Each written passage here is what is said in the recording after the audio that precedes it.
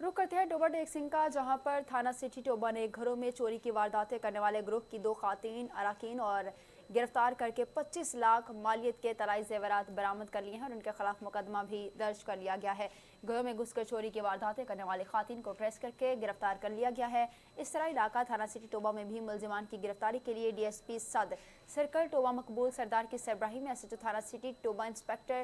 صفدر احمد نے ملازمین کے ہمراہ ٹیمیں تشکیل دے دی ہیں۔